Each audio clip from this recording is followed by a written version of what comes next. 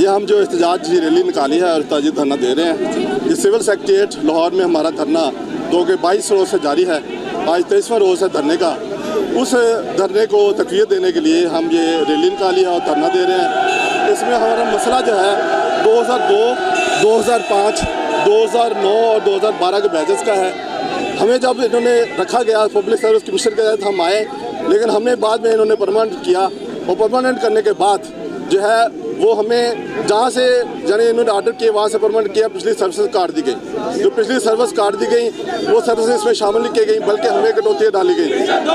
जो कटौतियाँ हैं वो हमारा ये गवर्नमेंट से मुतालबा है ये कटौतियाँ जो वापस की जाएँ और हमें डे 1 से परमानेंट किया जाए और हमें पे प्रोटेक्शन जो फ्राहम की जाए। ठीक है, ये हमारा मुतालबा है। जब तक धरना जारी रहेगा, जब तक हमारे ये मुतालबा पूरे नहीं हो जाते। 2009 और 2012 के बैचेस का है। हमें जब इन्होंने रखा गया पब्लिक सर्विस कमीशन के तहत हम आए, लेकिन हमें बाद में इन्होंने परमानेंट किया और परमानेंट करने के बाद जो है वो हमें जहाँ से जाने इन्होंने ऑर्डर किए वहाँ से परमानेंट किया, पिछली सर्विसेज काट दी गई। जो पिछली सर्विस काट दी गई वो सर्विसेज इसमें शामिल नहीं की गई, बल्कि हमें कटौतियाँ डाली गई।